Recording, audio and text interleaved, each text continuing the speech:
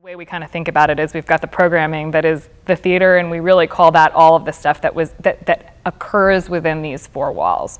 So that it includes all the Stultz Room programming, it includes programs like the Metropolitan Opera live in HD, sort of everything that happens on this stage or the Stultz Listening Room stage is theater, and that is probably 2/3 of our overall business. But our two other sort of major business lines, we call it our Avalon Outdoors, and that's basically everything that happens outside of these four walls. And that is like your farmer's market, the 4th of July, the Arts in Easton banner program. We run Talbot County's Multicultural Festival, you know, and of course Plein Air Easton, which is the largest piece of our outdoor programming, and that's grown to be the largest and most prestigious outdoor painting competition in the United States. MCTV is our public access television station, and years ago it was going defunct, and some of the people who were running it came to Ellen and said, "Do you think that you guys could run the TV station?" And she sort of said, "Well, we've got some of the sort of infrastructure, foundation to be able to do it, sure." And you know, now we're the public access television station, not just for Easton where we started, but for all of Talbot County. We've got great production services, and it's another sort of community asset. But why can we do it? I think we have an entrepreneurial spirit, but I also think that we've got good sort of financial analytic tools that we use to evaluate whether a project makes sense within our organization. And does it speak to improve the quality of life? There's a lot of the programs that we are involved in are like this, where there's a dedicated group of people who have a great idea, and that idea grows to a place where they are no longer really able to administer to it anymore. And so the 4th of July is an example of that.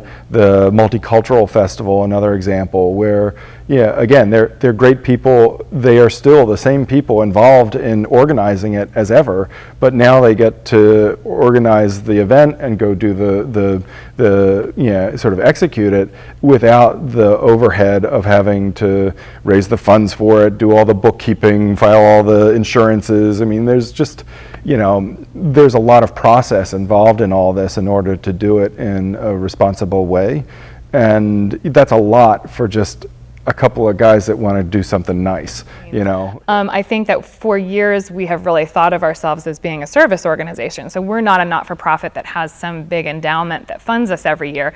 Basically every year our donors have to make a judgment call.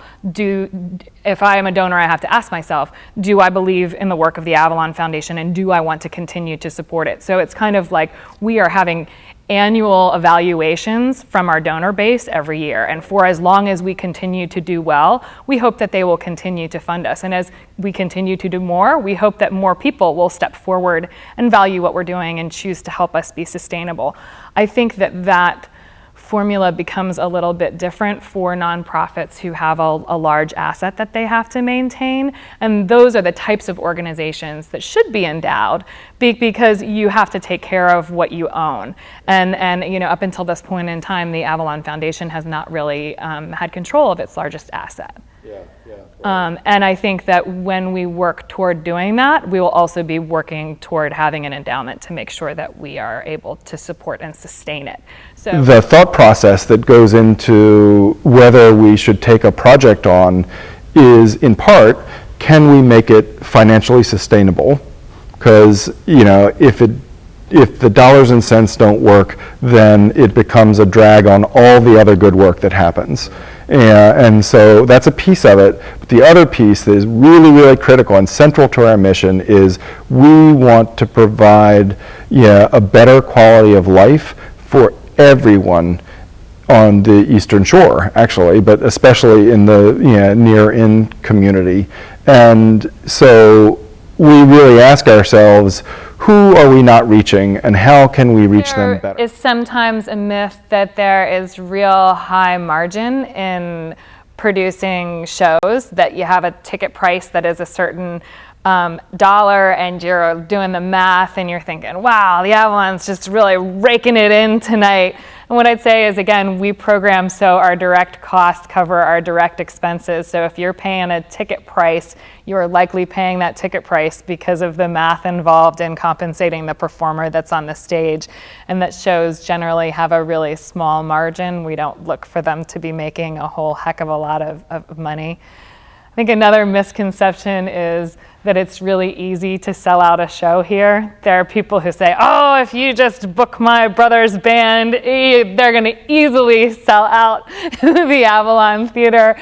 You know, getting 400 people to do anything is really not that easy. And, you know, we have to struggle and think about marketing and think about product mix all the time. The Avalon Foundation has the labor portion of it has grown a lot over the years as the programming has grown. And for an arts organization the size of the Avalon Foundation, most of them, the labor portion of their budgets is about 25%, and it's about 15% here. So, again, it is a lean crew. We are, as an organization, really trying to do a better job of taking credit for the things that we do. Mostly we've been a really sort of, for a nonprofit, a fairly entrepreneurial organization that just wants to go do what should be happening. As we've grown and sort of recognized that the foundation, we require the community's support to make all this happen. Telling our story better is something that has been more of a goal. And I really feel like I am doing the thing that I set out to do. I'm going to come back to my teenage years where I went to Switzerland and really sort of got a picture of how I could do good in the world and how that actually works. And I get up and do that every day. That is enormously rewarding. And again, I like to joke, and say that we're in the business of fun. I really do have fun every day, and we work really, really hard at having fun. But, you could be working really, really hard at pretty awful stuff too, That's, it is enormously rewarding. And again, it is, all the people and the different ways that we get them together and building really healthy community.